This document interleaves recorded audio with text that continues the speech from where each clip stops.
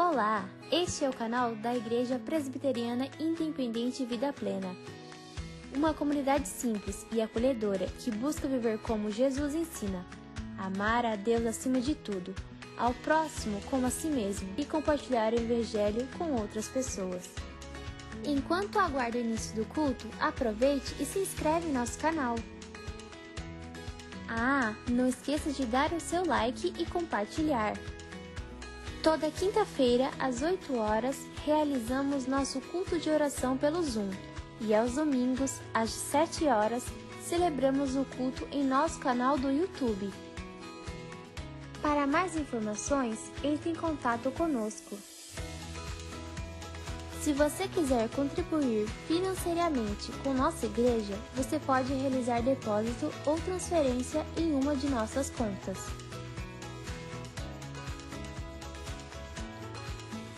Nossa celebração já vai começar. Se você deseja nos conhecer melhor, siga-nos em nossas redes sociais.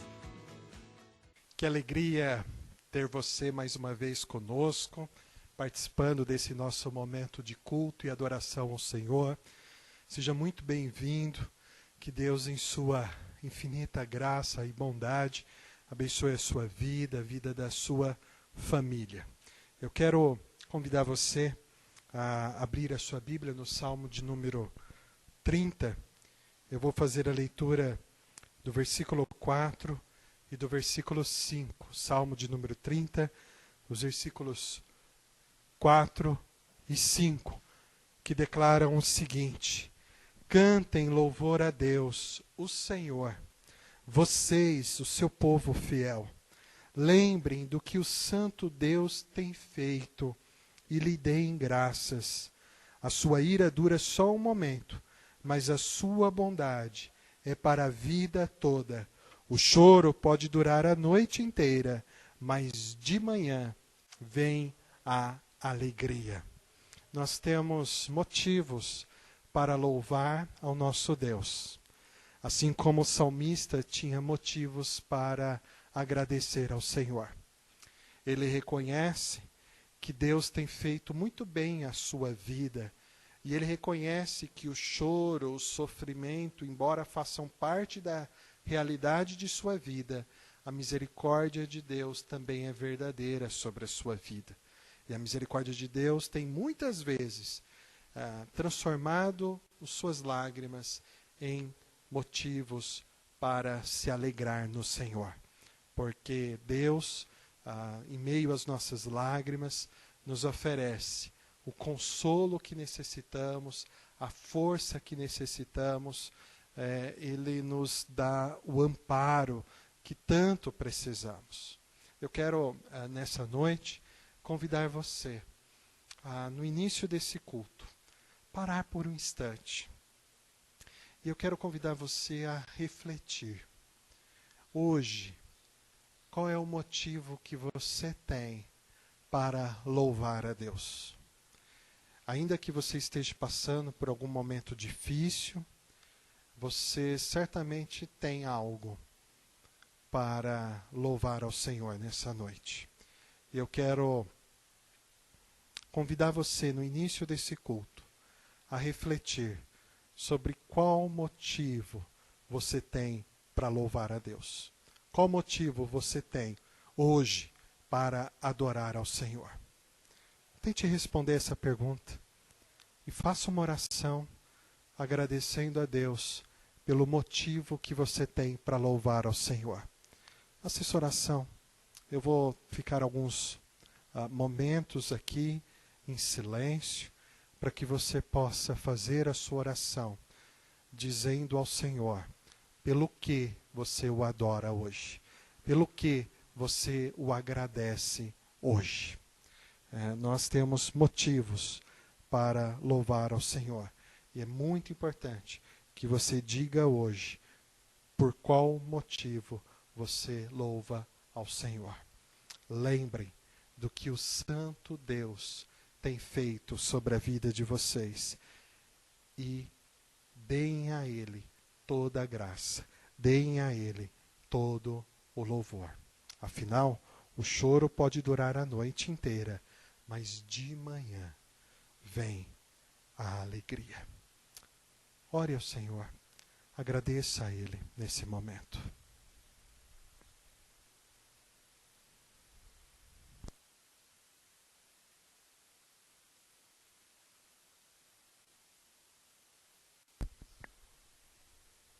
Obrigado, Senhor, porque apesar das lutas que enfrentamos em nossas vidas, o Senhor tem nos oferecido a Tua ajuda e o Senhor tem nos concedido o Teu amor. Obrigado, porque em Cristo Jesus o Senhor nos dá o maior presente que poderíamos receber, que é o presente da salvação, o presente da vida eterna, o presente de estarmos reconciliados contigo e podermos caminhar, ó Deus, em comunhão com o Senhor. Obrigado, porque nesse momento temos a oportunidade de cultuar ao Senhor. Ainda que seja de forma online, nós podemos nos conectar em louvor, em adoração ao Senhor. E também podemos ter esse tempo para refletirmos sobre as verdades de Tua palavra. E te louvamos, porque a Tua palavra ela é perfeita e porque a Tua palavra traz sabedoria a todos nós e nos mostra o caminho da Tua graça em nossas vidas. Em nome de Jesus te louvamos. Amém. Vamos, nesse momento também, aproveitar para enviar a nossa saudação para alguém que já faz algum tempo que nós não vemos e mostre para essa pessoa o quanto ela é importante para você. Mostre que você, de fato, deseja a bênção de Deus sobre a vida dela. Procure alguém no seu contato de WhatsApp, encaminhe uma mensagem, veja alguém da nossa própria igreja, da nossa comunidade, alguém para quem ainda você não encaminhou alguma saudação. Você pode entrar no próprio grupo de WhatsApp da nossa igreja e procurar ali o contato de alguém que há tempo que você não vê e encaminhar para essa pessoa a sua mensagem de saudação. Ou, de repente, você pode até compartilhar essa saudação com alguém que não faz parte ainda da nossa comunidade, mas que você está com saudade dessa pessoa. E você pode também saudá-la e desejar a bênção de Deus sobre a vida dela e até encaminhar o link do culto para ela. Tá? Eu vou abrir aqui meu WhatsApp e hoje eu vou mandar minha saudação para o nosso querido irmão Toninho e aproveitar e encaminhar também essa saudação para a nossa irmã Durvalina. Ô, meu irmão Toninho, como você está, meu querido? Nós estamos no nosso momento de culto, de adoração ao Senhor, aquele momento tão gostoso e especial em que nós podemos saudar uns aos outros. E hoje eu quero dedicar essa saudação a você, a nossa querida irmã Durvalina também. Tá? Estou com muita saudade de vocês e que Deus, em sua bondade, possa continuar abençoando poderosamente a vida de vocês e que Ele traga sobre a vida de vocês toda a alegria do Senhor. Tá? Que Deus possa realmente dirigir cada decisão de vocês, dirigir sempre o caminhar de vocês.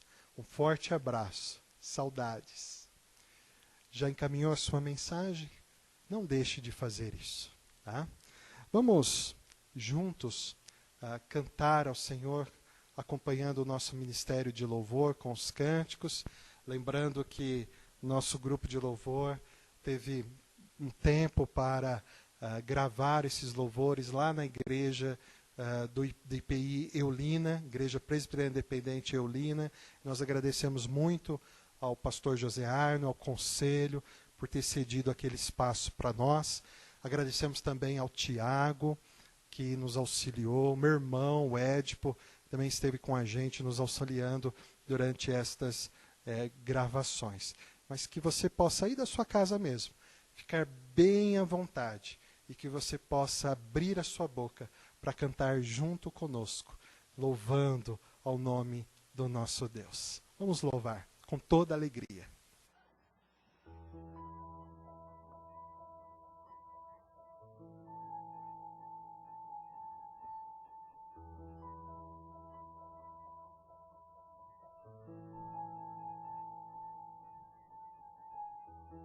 Nestes dias de desespero, incerteza e medo há, em uma salvação eu creio, creio em ti, creio em ti.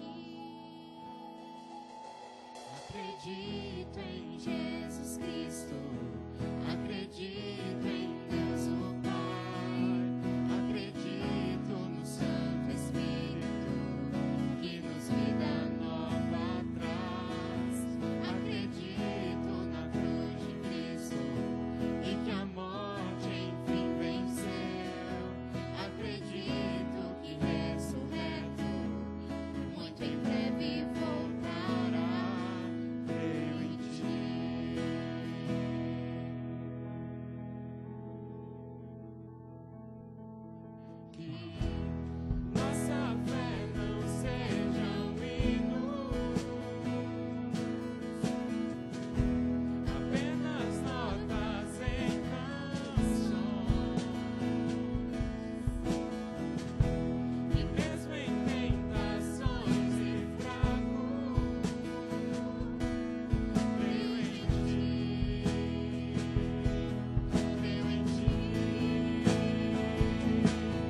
Acredito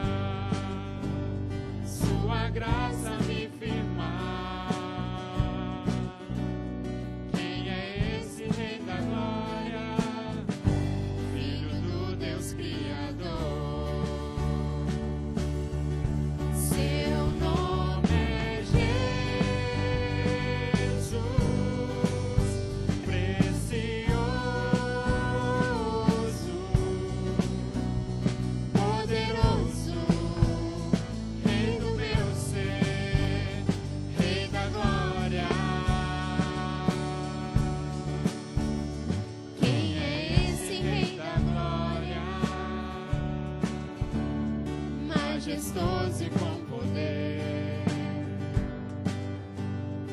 sabedoria plena, gracioso Rei dos Reis, Senhor dos céus e terra, de tudo é o Criador. Quem é esse Rei da glória? Ele é tudo pra mim. Seu nome é Jesus, precioso, poderoso, Rei do meu ser, Rei da glória. Seu nome é Jesus, precioso, poderoso, Rei do meu ser, Rei da glória.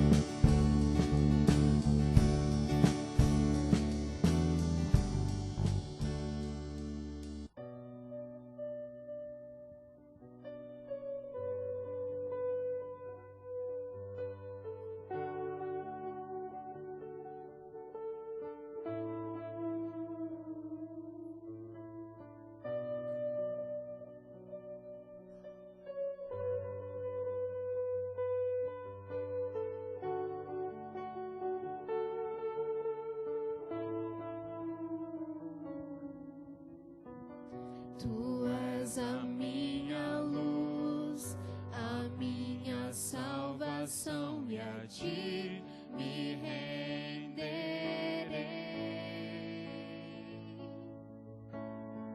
Se ao teu lado estou, seguro em tuas mãos, eu nada temerei.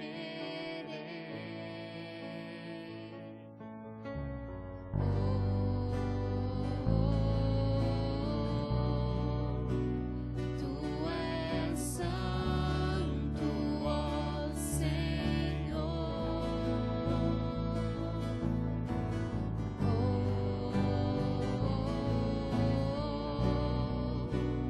Tu és digno.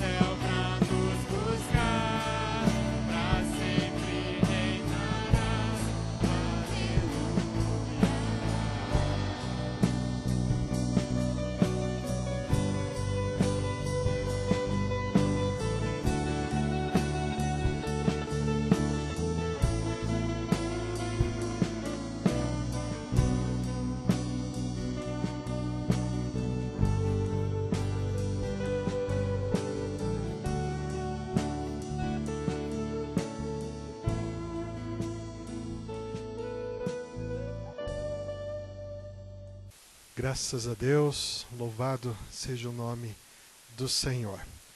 Vamos orar. Eu convido você a me acompanhar nesse momento de oração, em nome de Jesus Cristo. Querido Pai, louvamos o Teu nome por esse tempo tão gostoso, tão agradável de culto e adoração ao Senhor. Te agradeço pela vida de cada pessoa que está conectada, participando junto conosco. E que agora, o Senhor, de modo muito especial, esteja abençoando as nossas vidas, pois nós vamos ler a Tua palavra, vamos refletir a respeito do ensino que o Senhor tem para nós nessa noite, através do texto bíblico. Então que o Senhor abra a nossa mente, abra o nosso coração, para que possamos compreender a Tua palavra e possamos ter as verdades da Tua palavra aplicadas em nossa própria vida, por meio da Tua graça, por meio da ação do Teu Espírito em nós. Queremos aproveitar esse momento e também louvar ao Senhor por cada dízimo, por cada oferta que tem sido recebida em nossa igreja. Graças à generosidade dos nossos queridos irmãos e irmãs, a igreja tem tido condições de prosseguir com suas atividades, mesmo que de forma online, tem conseguido, ó Deus, cumprir os seus compromissos. Que o Senhor abençoe cada família da nossa igreja, cada pessoa da nossa igreja, e que o Senhor continue dando a todos nós o sustento que precisamos, para a glória do Senhor. Em nome de Jesus Cristo que oramos. Amém. Nós vamos, nesse momento, concluir a nossa série de mensagens sobre o tema A Glória de Deus sobre a minha aflição. A glória de Deus sobre a minha aflição. É uma série que nós desenvolvemos com base na história de Ana. E encontramos a história dela registrada nos 2 primeiros capítulos do primeiro livro de Samuel. É uma mulher que pertence ao povo de Deus, ao povo de Israel, mas que vivia um drama em sua própria vida e vivia também um drama em sua própria nação, em seu próprio país. E essa mulher, ela encontra em Deus forças para suportar a sua própria aflição. E ela encontra em Deus a graça, o amor, para que ela pudesse encontrar um caminho de paz, mesmo diante da tristeza e da dor pela qual ela passava. E toda aquela geração, de certo modo, também passava por um drama de sofrimento, de dor, mas principalmente a geração a qual Ana pertencia passava por um drama consequente de seus próprios pecados, de seu próprio erro, e pelo fato de ser uma geração de pessoas que estavam caminhando distante de Deus e procurando viver a vida não a partir dos princípios de Deus, dos valores de Deus, não a partir da vontade de Deus, mas estavam vivendo a sua vida de acordo com a sua própria vontade, seguindo os seus próprios prazeres, seguindo os seus próprios impulsos. E o problema disso é que o nosso coração, ele se inclina para aquilo que é errado. O nosso coração, ele está, de certo modo, corrompido com a maldade, corrompido por sentimentos e por vontades que desonram a Deus, que são manchadas por arrogância, por orgulho, por inveja, por malícia, por apego a coisas muitas vezes materiais e nos esquecendo daquilo que é essencial. Muitas vezes o nosso coração é apegado a interesses que mais fazem bem a nós do que ao próximo. Enfim, o nosso coração se inclina para aquilo que é ruim, para aquilo que é errado. E nós, vez ou outra, temos que lidar na nossa vida com conflitos que emergem, que surgem por causa do nosso orgulho, por causa das nossas mentiras, por causa, muitas vezes, da nossa ambição. Enfim, nós vivemos conflitos que muitas vezes são resultados do nosso próprio pecado. Então, toda vez que o ser humano toma a decisão de virar as suas costas para Deus, deixar Deus de lado e viver a vida segundo a sua própria vontade, viver a vida segundo o seu próprio prazer, viver a vida segundo os seus próprios impulsos, nós acabamos tomando decisões, tomando atitudes que às vezes mais nos faz sofrer e mais faz o próximo sofrer, o outro sofrer, do que traz algum tipo de bem, algum tipo de benefício para nós.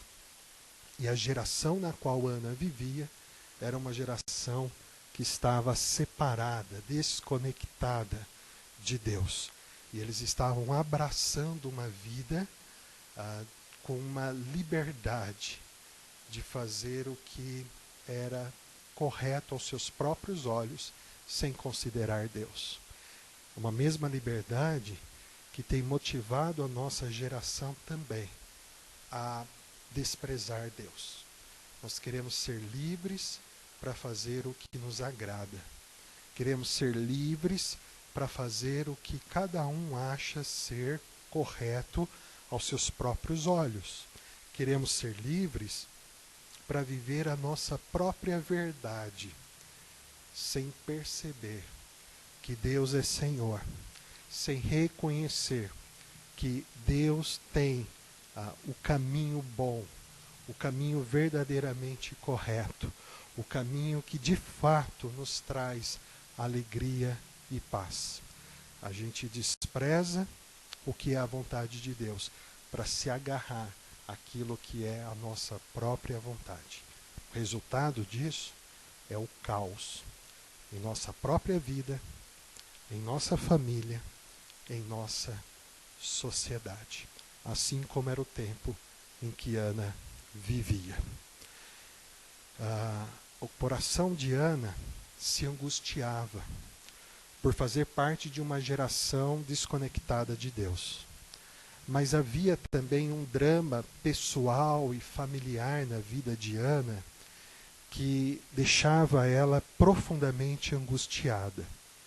Quando nós vimos a história de Ana durante essa série, nós dividimos essa história em 3 cenas, 3 episódios da história de Ana. O primeiro episódio nos mostra o real drama que Ana vivia.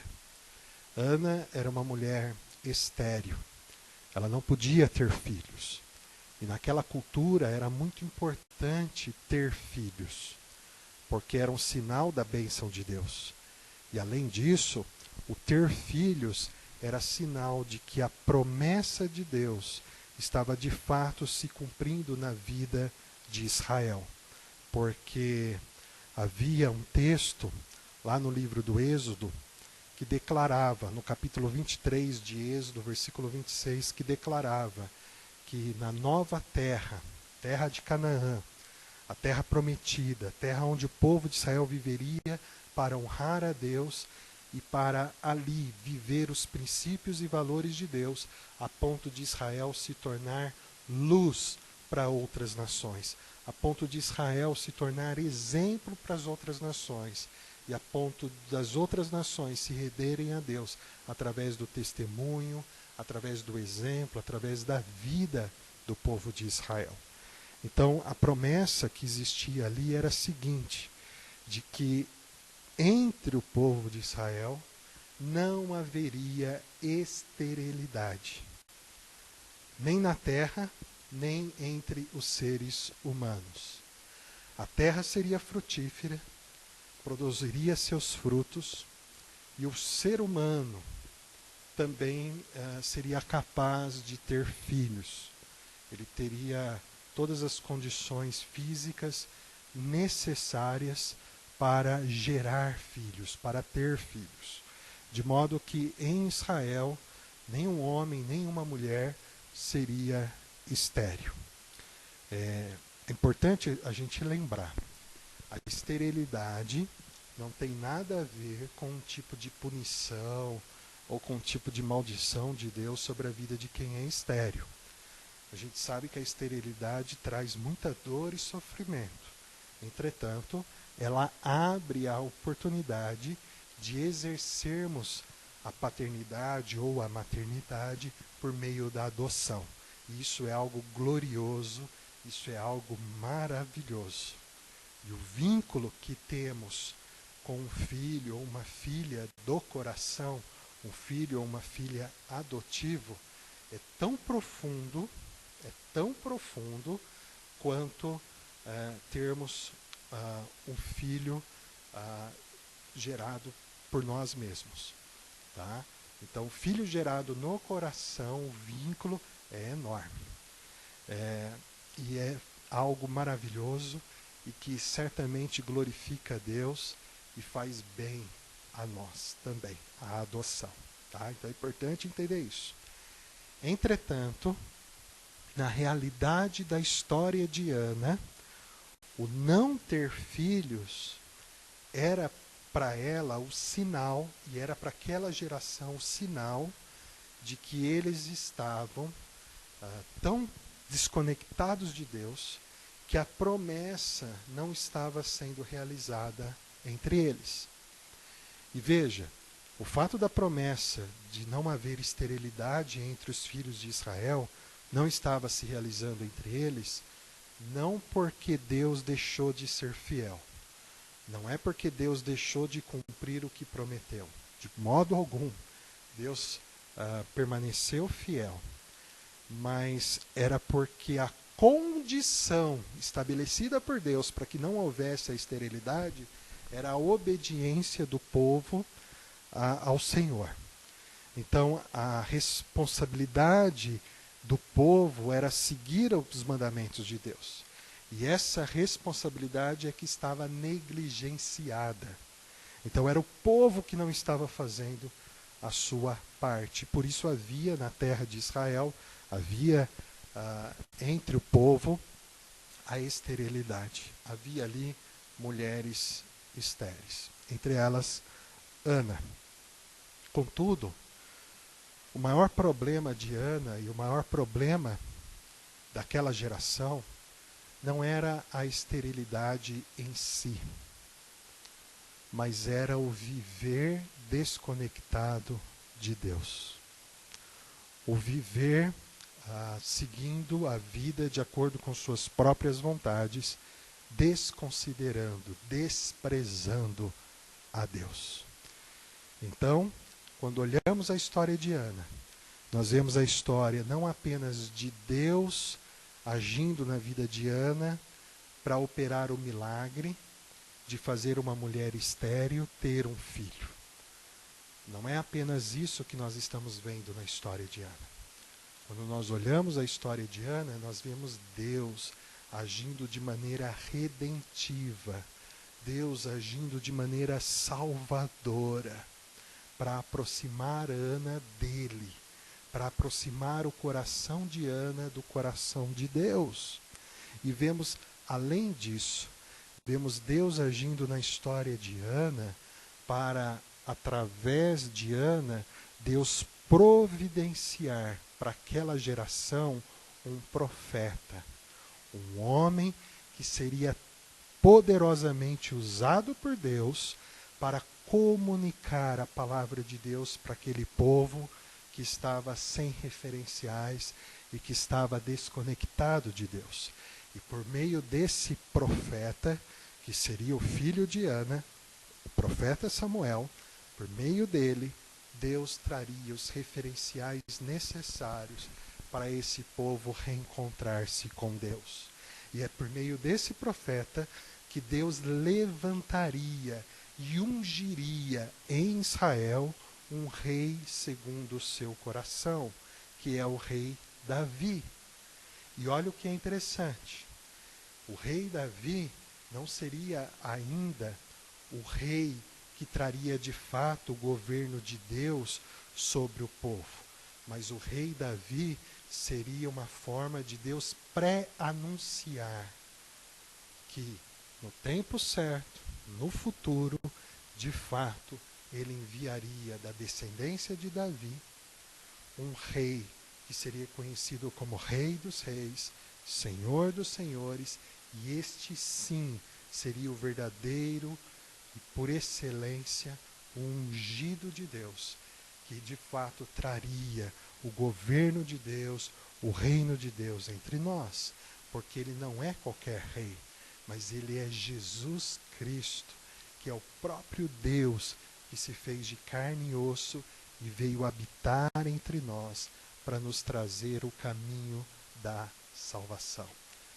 Veja, Deus está construindo através de Ana toda essa história, preparando o caminho para a vinda gloriosa de Jesus Cristo ao mundo, para a vinda gloriosa dele próprio Deus, ao mundo encarnado, feito como ser humano, como um de nós, para nos trazer o caminho da salvação e para nos mostrar o verdadeiro referencial pelo qual a nossa vida, nossas escolhas, nossas atitudes precisam ser pautadas, que é o Senhor Jesus, que é a vida de Cristo.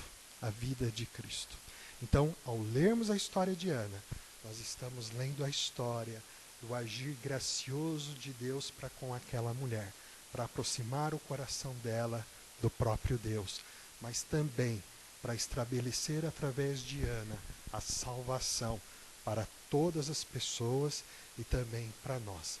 Não por causa de algo especial que houvesse em Ana ou por algo especial que houvesse no filho de Ana. Não, mas por causa que Deus estava executando o grande, maravilhoso plano dele, que era providenciar para nós a salvação através do único que é verdadeiro Salvador, que é o verdadeiro Redentor, que é o verdadeiro Senhor, que é Jesus Cristo. Jesus Cristo, o verdadeiro ungido de Deus, o verdadeiro Rei que se levanta para nos governar segundo a vontade de Deus, segundo a vontade do Pai. A história de Ana é apenas uma história que prepara esse caminho. Prepara esse caminho. Lembra? Deus age na história, não de maneira pontual, apenas realizando coisas milagrosas e poderosas num determinado momento na nossa vida. Não. Deus age na história para realizar as grandes obras que têm reflexos por toda a eternidade, que redunda em glória ao nome de Deus por toda a eternidade. Deus não está apenas fazendo a estéril ter filho. Nossa, isso já é muito, mas Deus não está apenas fazendo isso. Deus está mostrando que Ele é Senhor da vida e que Ele é aquele que tem toda a autoridade sobre qualquer situação. E nada é impossível diante do agir maravilhoso de Deus. E Ele nos mostra que os efeitos que o pecado traz para nós são terríveis e destrutivos, mas a graça de Deus é mais forte, mais poderoso que o pecado. E a graça de Deus é tão forte e poderosa que ela pode, inclusive, dissipar os efeitos que o pecado tem em nossa própria vida. Então Deus pode nos mostrar a salvação. A esterilidade de Ana era um sinal de que a promessa estava quebrada. A esterilidade de Ana era um sinal de que aquele povo caminhava desconectada de Deus. Quando Deus traz cura para essa esterilidade e Ele torna Ana capaz fisicamente de gerar um filho, o que Deus está fazendo? Ele está recuperando a sua promessa. Ele está manifestando a sua misericórdia. E Ele está mostrando que aquela desconexão não pode separar as pessoas definitivamente da salvação de Deus. Por quê? Porque Deus se move para mostrar ao povo a sua salvação. E a maior demonstração da salvação de Deus é a pessoa de Jesus Cristo. É a pessoa de Jesus Cristo. Pois então, quando lemos a história de Ana, percebemos essa graça maravilhosa de Deus. A primeira cena da história de Ana que nós já refletimos, que está no primeiro capítulo, do versículo 1 ao 18, foi a oração. No momento em que Ana decide aproximar-se de Deus. Ela carregava a tristeza, o fardo, o sofrimento de não ser mãe. Então ela recorre a Deus em oração. E veja, antes mesmo dela receber o milagre, a Bíblia vai dizer no versículo 18 do primeiro capítulo, do primeiro livro de Samuel, que o rosto de Ana já não era mais triste. Antes mesmo de receber o milagre, a tristeza foi embora. Por quê? Ela não desejava mais ser mãe? Claro que não. Ela ainda tinha o desejo de ser mãe. Mas o rosto dela não era mais triste, porque através da oração, o coração de Ana se aproxima tanto de Deus que ela descobre que a maior alegria que ela precisa ter no coração, a maior bênção que ela pode ter na vida, não é ter o filho ou ter vários filhos. Mas a maior alegria do coração de Ana, a maior bênção que Ana poderia ter na vida, era ter a presença de Deus com ela. Era ter o próprio Deus com ela. Então Ana se aproxima de Deus de tal modo que ela se alegra em Deus. Em Deus. Nós também precisamos nos aproximar de Deus para desfrutarmos a alegria na presença de Deus. Às vezes nós só nos alegramos com as bênçãos que Deus nos dá, mas não desfrutamos a alegria pela pessoa de Deus conosco. E nós precisamos mudar essa perspectiva. É claro que as bênçãos de Deus nos alegram, mas mais do que as bênçãos de Deus, o próprio Deus deve ser a razão da nossa alegria. E aí, se me faltar a saúde, eu poderei desfrutar da alegria de ter Deus comigo. Mas se eu tiver a saúde, eu poderei desfrutar a alegria de Deus estar comigo. De modo que a minha alegria não está fundamentada em ter a saúde, mas em ter Deus comigo. Você percebe isso? A alegria de Ana foi antes dela ter o filho, porque a sua alegria era ter Deus com ela e era estar aproximada, reconciliada com Deus.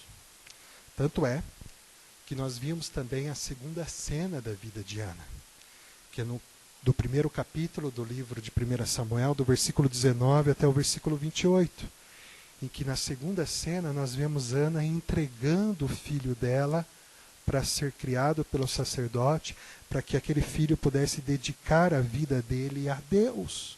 E Ana também pudesse estar com a sua vida dedicada a Deus. E veja, ela faz isso quando o filho dela ainda era muito pequeno, talvez provável aos 3 anos de idade. E esse é um ato dela negar o seu próprio filho, no sentido de tê-lo para ela, para entregá-lo a Deus, no sentido de dizer: Senhor, ele não pertence a mim, mas ele pertence a ti. E ela que queria muito ser mãe, talvez o maior prazer seria ter o filho junto dela, na barra da sua saia. Mas não, ela está desprendida dessa relação possessiva em ter o filho em seu próprio braço. E ela então age de maneira generosa, mostrando que o filho dela não pertence a ela, mas o filho dela pertence a Deus e ela o entrega ao Senhor. Isso nos mostra que a satisfação de Ana não estava em ser mãe, embora isso trouxesse satisfação, mas a plena satisfação não estava nisso. A plena satisfação de Ana estava em honrar a Deus, em dedicar a vida a Deus. Do mesmo modo, nosso coração precisa aprender a negar alguns prazeres, a negar algumas coisas, porque nós estamos desprendidos das coisas materiais, nós estamos desprendidos de qualquer outra coisa nesse mundo que possa nos trazer algum tipo de satisfação, mas nós estamos desprendidos dessas coisas porque reconhecemos em nosso coração que a nossa plena satisfação, a nossa plena realização, a nossa plena alegria está em Deus somente. E aí a nossa vida, tudo que temos, é dedicado a servir e a honrar ao nosso Deus.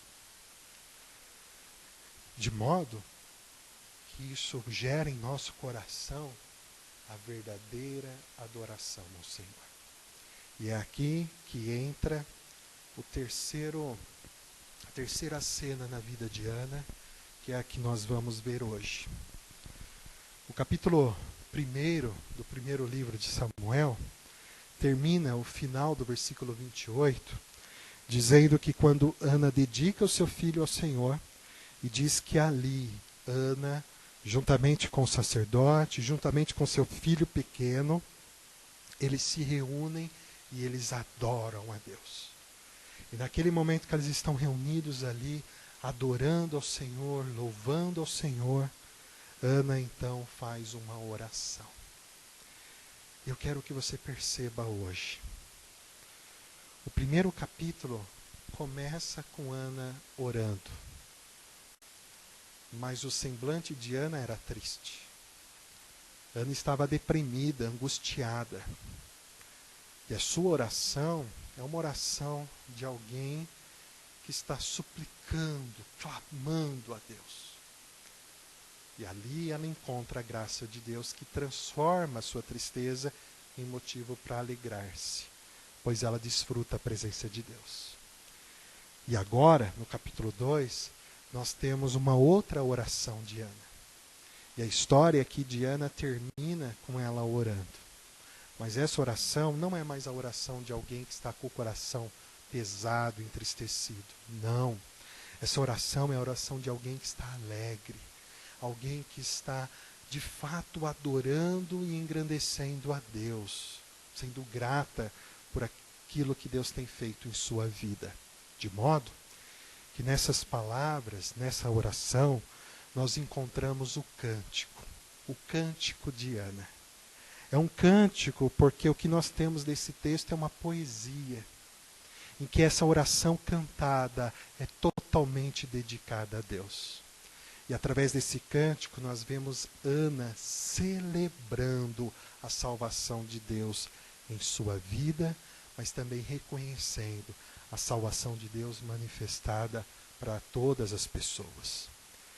Veja, a razão de Ana cantar, a razão de Ana fazer essa oração em adoração a Deus, não é tão somente pelo filho que Deus deu a ela.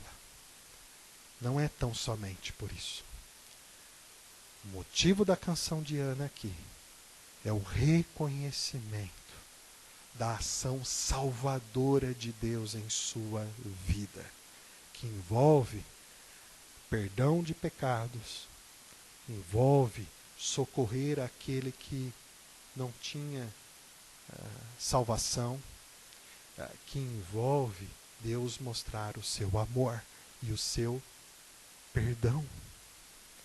Da mesma maneira, eu e você temos de aprender a celebrar a Deus pela salvação que Ele nos dá. Ouça, me acompanhe na oração, no cântico de Ana. 1 Samuel capítulo 2, do versículo 1 ao 11, declara o seguinte: Então Ana orou assim: O meu coração exulta no Senhor, a minha força está exaltada no Senhor. A minha boca se ri dos meus inimigos, porque me alegro na tua salvação. Ninguém é santo como o Senhor, porque não há outro além de ti, e não há rocha como o nosso Deus. Não multipliquem palavras de orgulho, que não sejam palavras arrogantes da boca de vocês, porque o Senhor é o Deus da sabedoria, e Ele pesa na sua balança todos os feitos das pessoas. O arco dos fortes é quebrado, porém os fracos são revestidos de força. Os que antes estavam fartos, hoje trabalham pela comida, mas os que andavam famintos não têm mais fome. Até a mulher estéril tem 7 filhos, e a que tinha muitos filhos perde o vigor. O Senhor é quem tira a vida e quem a dá. Ele faz descer a sepultura e faz subir. O Senhor empobrece e enriquece, humilha e também exalta. Levanta o pobre do pó e tira o necessitado do monte de lixo, para o fazer assentar ao lado de príncipes, para o fazer herdar o trono de glória. Porque do Senhor são as colunas da terra, e Ele firmou o mundo sobre elas. Ele guarda os pés dos seus santos, mas os perversos emudecem nas trevas da morte. Porque o homem não prevalece pela força. O Senhor destrói os seus inimigos, dos céus troveja contra eles. O Senhor julga as extremidades da terra, dá força ao seu rei e exalta o poder do seu ungido. Então, Eucana voltou para sua casa em Ramá, mas o menino ficou servindo o Senhor diante do sacerdote Eli. Eu quero que você se atente para o cântico de Ana e perceba quais são as declarações que movem o coração de Ana a adorar ao Senhor nesse cântico. E através disso, você verá que Ana reconhece a glória de Deus em sua vida, mesmo tendo passado pela aflição. E eu quero que você perceba que as declarações que compõem esse cântico de Ana devem mover o seu coração também a adorar ao Senhor. A Ana declara nesse cântico que Deus é santo e que Deus manifesta sobre nós a sua graça. E ela o louva por causa disso.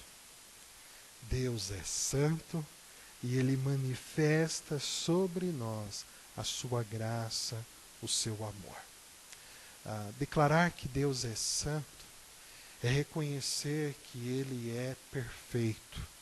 É reconhecer que em Deus não existem falhas. É admitir que aquilo que Deus faz em suas obras são corretos.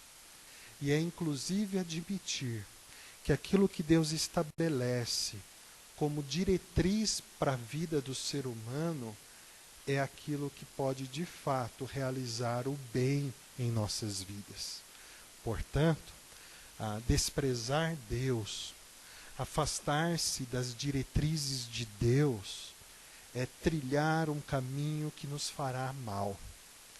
E é trilhar um caminho que trará sobre nós grande dor e consequências destrutivas para as nossas vidas. Deus é perfeito e a sua lei, os seus mandamentos, a sua palavra é perfeita. De modo que quando Deus nos declara que algo não é bom, quando Deus declara que algo é pecado, Ele está fazendo isso não porque Ele quer estragar o nosso prazer. Não é porque Ele quer, de alguma maneira, nos aprisionar em regras que nos tornam limitados ou sufocados. Não, de modo algum.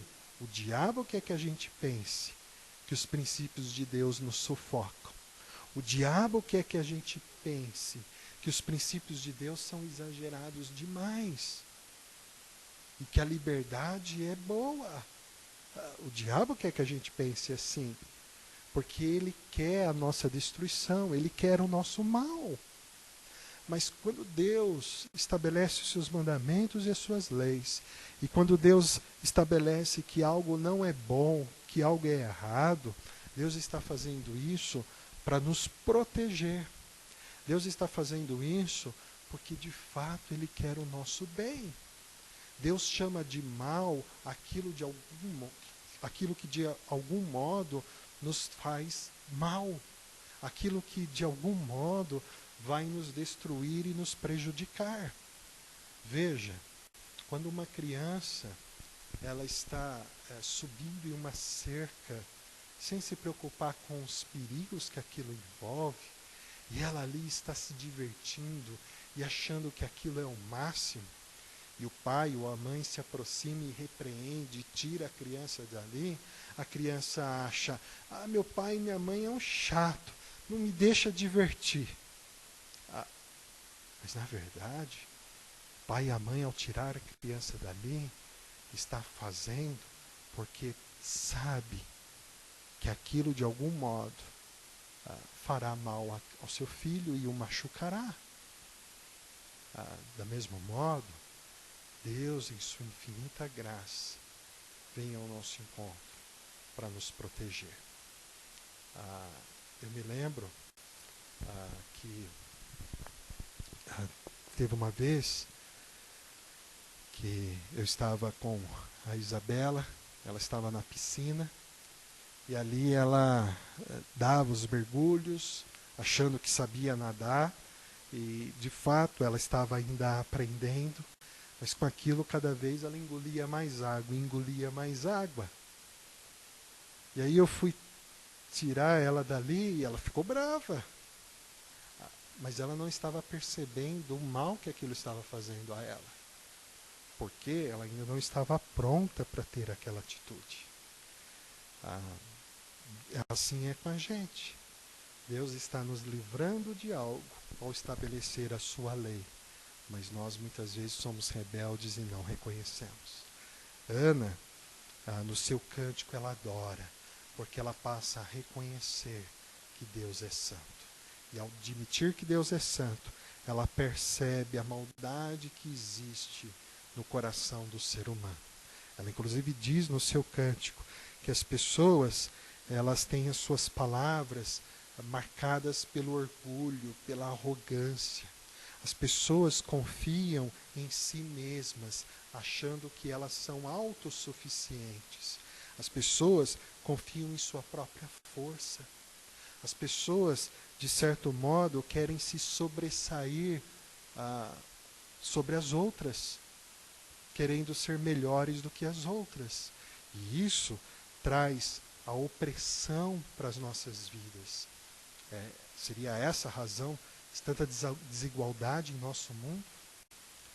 Seria essa a razão porque alguns poderosos fazem os mais pobres, fazem os menos favorecidos sofrerem mais? Perceba que quando nós nos afastamos de Deus, nós nos afundamos em erros que mais fazem mal para o nosso coração. E não apenas para o nosso coração, mas para o coração daqueles que estão também próximos a nós. Então Ana, ela consegue louvar a Deus, porque ela reconhece a perfeição que existe em Deus. Ainda que o mundo à nossa volta seja caótico, ainda que o mundo à nossa volta seja marcado por erros que nos envergonham, que até mesmo nos revoltam, ainda que a minha vida e a sua vida tenha circunstâncias que nos deixam mal, que nos deixam entristecidos, e que, por que não, podem até mesmo nos deixar revoltados, ainda que isso aconteça. Quando nós paramos de olhar para a nossa própria circunstância e olhamos para Deus, percebemos a beleza de Deus, percebemos a majestade de Deus, percebemos a perfeição da lei de Deus, dos mandamentos de Deus, percebemos a riqueza da palavra de Deus, percebemos a beleza que existem nas obras de Deus, na própria criação de Deus. Então o nosso coração começa a se alegrar em quem Deus é e no que Deus faz. Diante da sua aflição, faça o exercício de tirar um pouco o seu olhar da sua dor, de tirar o olhar do seu sofrimento, de tirar o olhar dessa situação difícil que você está passando, e volte o teu olhar para Deus, para a sua palavra, para as suas obras, e contemple a perfeição que existe no Senhor. A perfeição que existe no Senhor. Quando contemplamos a Deus em sua perfeição, em suas obras e em suas palavras, nós percebemos que o caos e o sofrimento que envolve a nossa vida são pequeninos e são, de fato, insignificantes, porque a grandeza de Deus supera a tudo. E a grandeza de Deus, a perfeição de Deus, a beleza das obras de Deus e da verdade da palavra de Deus é capaz de consolar e amparar o nosso coração. De modo que Ana reconhece que Deus manifesta a sua graça. E como que ela declara a manifestação da graça de Deus?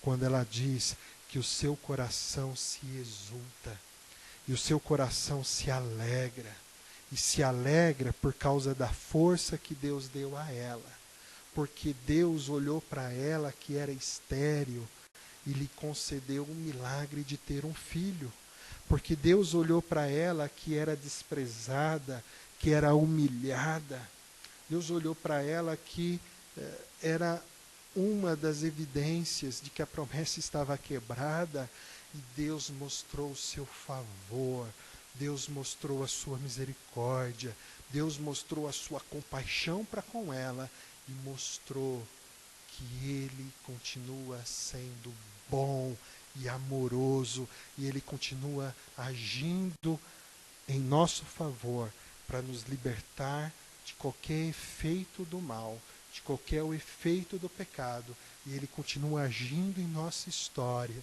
para poder manifestar em nós a sua promessa e cumprir em nossas vidas o seu plano. É isso que Deus está fazendo com Ana. É por isso que Ana, ela exalta a Deus aqui, e ela agradece a Deus, e ela diz, olha, aqueles que se acham fortes, esses é que são envergonhados, porque aquele que está enfraquecido é revestido de força, diz o versículo 4. Aqueles que acham que têm demais, aqueles que acham que têm prosperidade demais, esses acabam sendo envergonhados em sua própria fartura e em sua própria riqueza, porque Deus pega aquele que é o mais pobre, o mais miserável, e lhe abençoa, e lhe ajuda a vencer aquela condição. Por quê? Porque Deus socorre os fracos. Deus vem ao encontro dos que não têm nada. Deus vem ao encontro daqueles que verdadeiramente olham para si e percebem, sem Deus, o que eu estou perdido. E isso não tem a ver com condição financeira, com status social. Isso tem a ver com a verdadeiro autoconhecimento de nossa condição enquanto ser humano, de que sem Deus nós não somos nada. Veja, Jesus, enquanto esteve aqui na terra, ele dizia para as pessoas que ele veio para aqueles que admitem que são doentes, porque ele veio trazer a cura ao doente, como um médico só é útil na vida daquele que está doente. Agora, os que estão sãos, saudáveis, os que olham para si e se enxergam que está tudo bem com a sua vida, para esses não há espaço para o agir de Deus, porque eles são tão autossuficientes que eles não precisam de ninguém. Inclusive, eles não precisam nem de Deus. Mas não precisam, não porque, de fato, eles são autopoderosos, né, todo-poderosos, e não necessitam da graça de Deus. Não. Eles vivem essa condição de não precisar de Deus porque eles estão tão perdidos em seu próprio orgulho, em sua própria arrogância, que eles ignoram o fato de que são extremamente carentes de Deus. Eu já conheci gente assim. Eu já ouvi gente poderosa financeiramente, gente com muitas propriedades, dizendo, para que eu preciso de Deus? Eu tenho tudo. E se esquece de que precisamos de Deus não porque nos falta dinheiro, precisamos de Deus não porque nos falta saúde, precisamos de Deus não porque nos falta paz dentro de casa.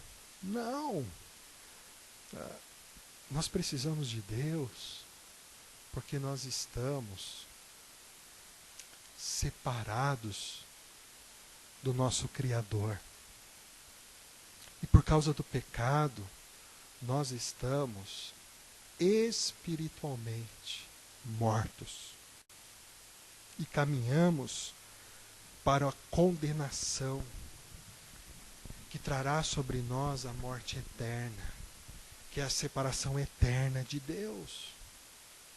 Nós precisamos de Deus porque nós estamos corrompidos com a maldade, de tal modo que ela se reflete em como nós lidamos com as pessoas, como nós lidamos com nossas escolhas. E veja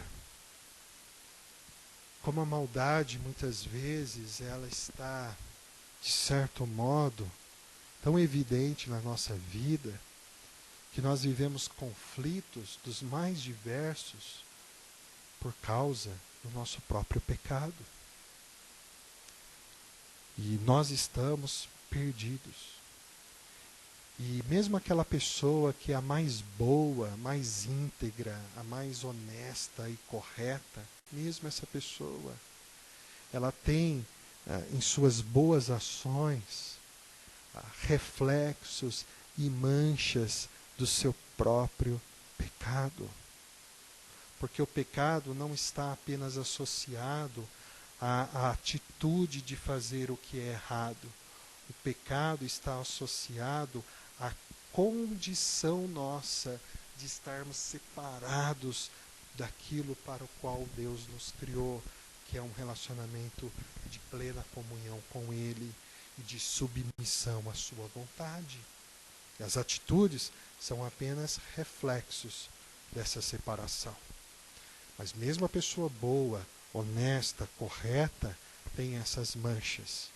Porque vemos em suas ações, muitas vezes, demonstrado orgulho, inveja, ou aquele sentimento, né, de agir confiando em si próprio, imaginando que tudo que ele tem é por seu próprio mérito, e é porque ele é tão bom que ele é digno de merecer tudo aquilo. Isso é uma vanglória que nos separa de Deus. De modo que às vezes até as nossas boas ações estão corrompidas com o pecado. Porque às vezes a gente ajuda o próximo esperando ser reconhecidos por isso, sermos admirados por isso. E aí a minha ajuda não está desprendida desse sentimento, ela é pecado, porque ela busca a minha autopromoção. E isso não é nem um pouco virtuoso. Perceba, nós estamos perdidos. Mas o que o Evangelho nos ensina é que Deus, em sua graça, decide manifestar o amor para aqueles que estão perdidos, para aqueles que estão caídos. De modo que aquele que é fraco, Deus reveste de força. Aquele que está na miséria, Deus lhe mostra a bênção. Aquele que está caído no pó, Deus o levanta. Como vai dizer esse cântico de Ana. Deus faz isso de modo muito especial. Quando Deus decide entrar na história da nossa vida. E Ele entra na história da nossa vida por meio de Jesus. E veja, Ana termina o seu cântico declarando que Deus vai reinar sobre as nações e vai julgar com poder as nações para estabelecer o verdadeiro bem sobre o mundo. E Ele fará isso através do poder do seu rei, através do poder do ungido. E esse ungido é o termo que no hebraico é o termo Messias e no grego é o termo Cristo. E que de modo perfeito esse termo ungido se aplica na pessoa de Jesus. E o que o Evangelho vai dizer é que Jesus não é qualquer homem, qualquer pessoa. Jesus não é qualquer revolucionário. Não! O Evangelho vai dizer que Jesus é o próprio Deus, que se esvazia da sua glória. E Deus que é santo, Deus que é cheio de glória e de majestade, Ele se esvazia, Ele se diminui de sua grandeza, Ele se esvazia, Ele se diminui de sua glória, para se submeter a se tornar um ser humano e a vir ao mundo através do ventre de uma mulher virgem. Porque no ventre dessa mulher virgem não está sendo concebido um ser humano qualquer, fruto do relacionamento entre um homem e uma mulher. Não! No ventre dessa virgem, da Virgem Maria, estava sendo concebido e formado a encarnação de Deus, que estava assumindo ali a forma humana, com todas as suas limitações, com todas as suas fraquezas, com toda a condição humana, para que Ele pudesse tornar-se perfeito Salvador, que vivendo as nossas tentações, vivendo as nossas fraquezas, pudesse nos oferecer salvação. Jesus, então, é Deus se esvaziando. É o Deus Todo-Poderoso submetendo-se a se tornar uma criança, dependendo de ser alimentado por uma mãe, por um pai. É o Deus onipresente submetendo-se a estar ali num corpo humano, com a limitação humana,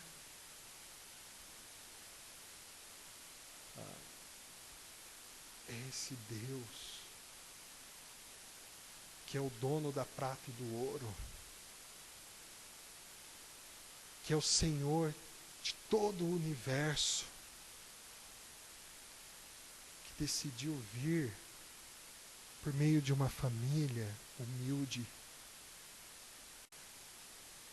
que decidiu vir não na glória dos palácios,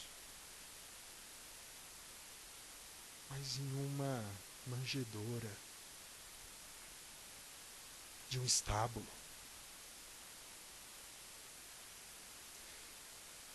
Que não tinha uma coroa real, cheia de ouro e brilhantes, para desfilar, mas que recebeu uma coroa de espinhos cravadas em sua cabeça, que lhe perfuraram, lhe fizeram sentir dor e sangrar. Um rei, Senhor, que não entrou na cidade montado num cavalo, mostrando sua autoridade, mas veio humilde, montado num jumento, mostrando a sua humilhação. E tudo isso para nos mostrar que o orgulho, a autopromoção, busca por merecimento, que nós tanto valorizamos, elas não têm valor nenhum, porque nós não somos nada. Nós somos obra da criação perfeita de Deus, mas que por causa do pecado se corrompeu e se afastou de Deus. Mas nós precisamos nos reencontrar novamente com esse Deus, que se veio na pessoa de Jesus de forma humilde para nos ensinar que o caminho a percorrer não é o do orgulho, mas o da humildade. Não é da busca pela autopromoção, mas é a busca da glorificação de Deus e do amor genuíno e desprendido de interesses ao próximo. Não é correr atrás da busca de merecimento, para olharmos para nós e dizermos: eu tenho o que eu tenho porque eu sou bom e eu mereci isso, porque eu fiz o que é certo e eu mereci isso. Não, mas é olharmos para Deus e dizermos: Deus, obrigado, porque o Senhor é misericordioso para comigo. Obrigado porque o Senhor mostrou o seu favor para comigo, porque eu não mereço, eu não sou digno, pois eu sou pecador. É isso que Deus quer fazer em nossas vidas. É para que nós olhemos nosso comportamento mau, que faz o nosso coração sofrer e faz o coração dos outros sofrerem. E nós olharmos para isso e dizermos: não é bom continuar vivendo assim.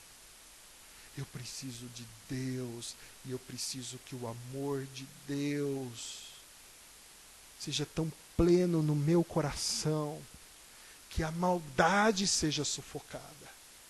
Eu preciso que o amor de Deus seja tão pleno no meu relacionamento com o outro, no meu relacionamento com a família, de modo que as maldades, de modo que os julgamentos, as críticas, de modo que as brigarias, estas coisas é que sejam sufocadas, porque é o amor de Deus e a salvação de Deus que é exaltada em minha vida, em minha casa. É isso que eu e você precisamos. E é isso que Deus está promovendo em nós, por meio da ação dele em nossas vidas, através de Jesus Cristo e através do seu Santo Espírito que habita em nós. Ana, tão somente ora e celebra o que Deus faz. Celebra quem Deus é. E Ana dedica tudo o que ela tem para a glória e o serviço de Deus. O desafio a qual esse texto nos chama a assumir nessa noite é o desafio de tirarmos os nossos olhos da aflição e voltarmos os nossos olhos para Deus. E ao fazer isso, reconheça a perfeição de Deus. Reconheça a beleza e a perfeição das obras de Deus e da sua palavra. Ao olhar para Deus, avalie sua própria vida, os efeitos do pecado em você. Não no outro, mas os efeitos do pecado em você. Veja o seu orgulho. Veja sua mentira. Veja sua malícia. Veja sua autopromoção. Veja sua busca por merecimento. Veja sua inveja. Veja seu interesse em querer coisas apenas para si, achando que tudo tem que girar em torno de você. Veja! Veja os seus xingamentos. Veja sua ingratidão. Veja suas ofensas e grosserias.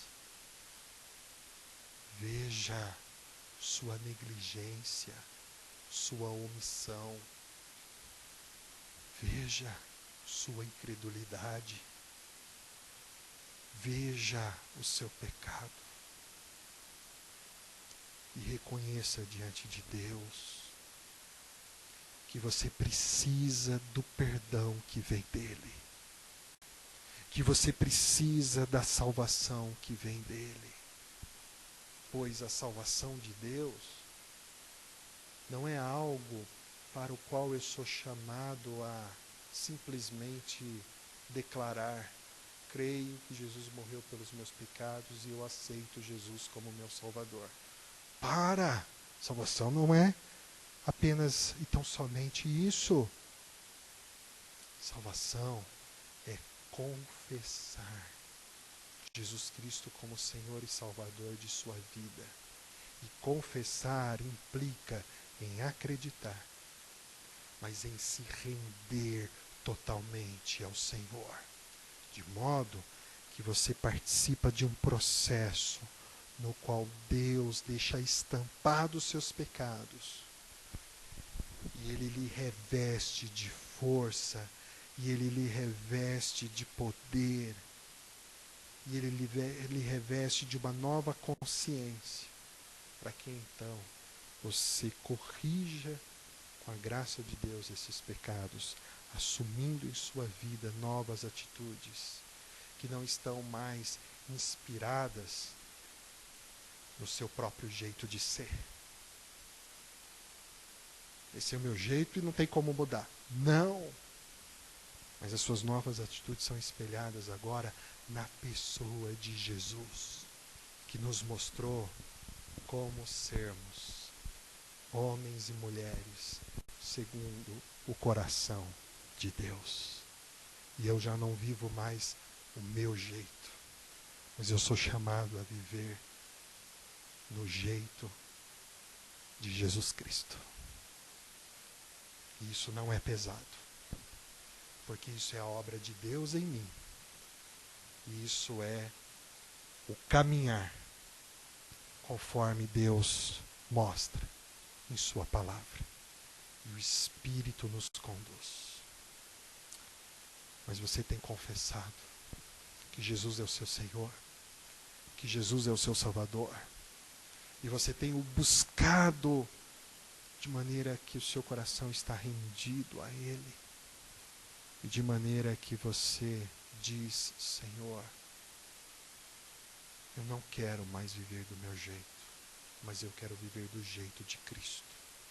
Por isso me corrija, me disciplina, me ensina, me impulsione, me incentive, me dê poder do Senhor para caminhar em conformidade com a tua vontade.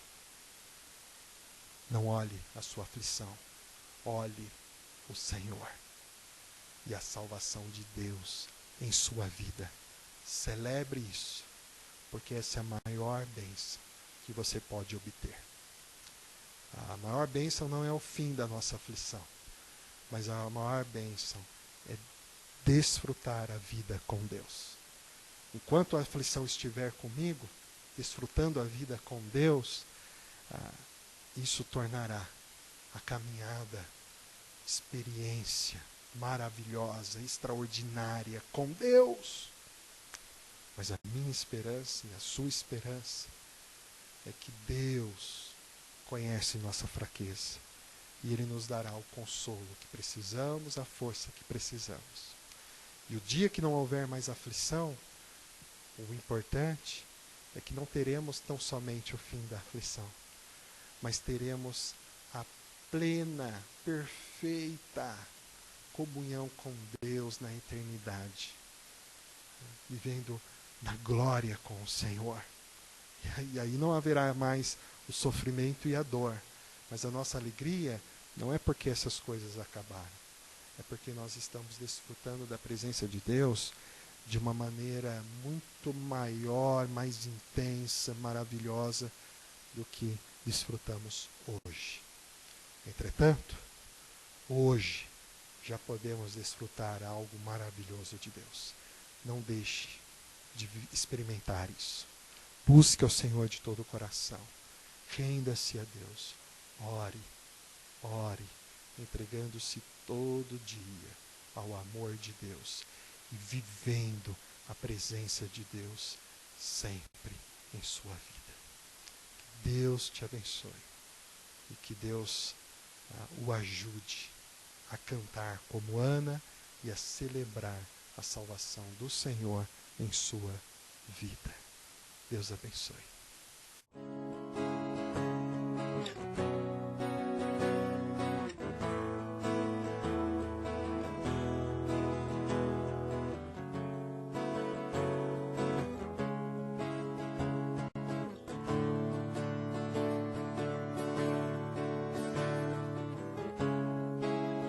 Desde o Éden eu pequei, teu querer eu desprezei.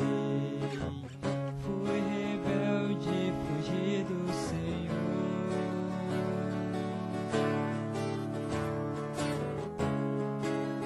Tua lei me faz saber que eu devia perecer, mas salvaste este vil pecador.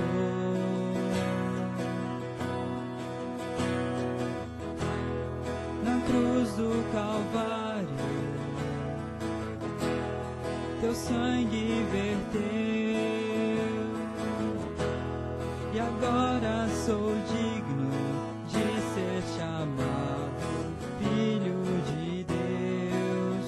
Não por obras, não por nada que eu mesmo possa conquistar, é por graça, mediante a fé em ti, Jesus. Não por obras, não por algo por que eu possa me vangloriar, é por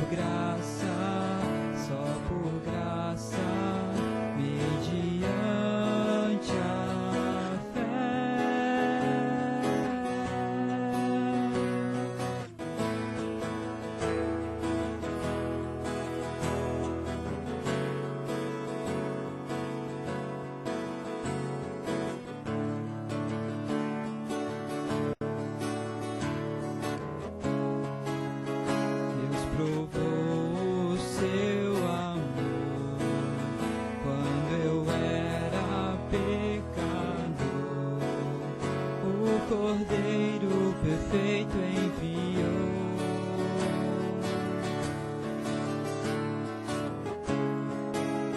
No perfeito plano seu, o bom Deus me escolheu, vida nova, eterno tudo.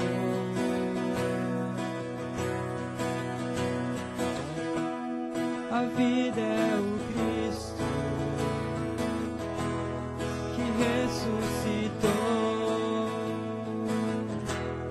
Por isso sou digno de ser chamado Filho de Deus.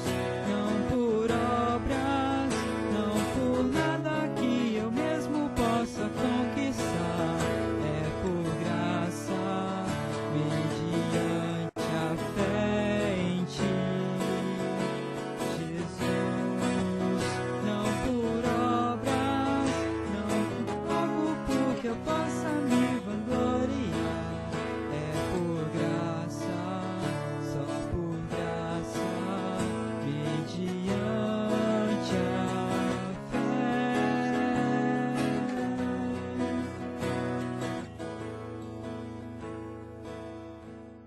Boa noite, queridos. Gostaria de convidar você para orar mais uma vez e depois eu vou estar impetrando a bênção do Senhor. Então feche seus olhos e vamos orar mais uma vez ao Senhor. Bendito Deus, nós te louvamos, te agradecemos pela tua palavra que foi trazida aos nossos corações e que a tua palavra possa trazer ânimo, trazer a paz, trazer o consolo ao coração de cada um que ouviu da tua palavra, Deus. Que o Senhor renove a nossa fé, a nossa esperança, Pai. Que diante das nossas lutas e dificuldades, o teu amor possa sobressair em nossas vidas. Nós te louvamos e nós te agradecemos no nome de Jesus. Amém. Estenda a tua mão e receba a bênção do Senhor. Que a graça maravilhosa do Senhor Jesus Cristo, o amor de Deus, a comunhão, a unção e a companhia do Espírito Santo seja na tua vida, meu irmão e minha irmã, e com toda a igreja de Deus, para todo sempre. Amém.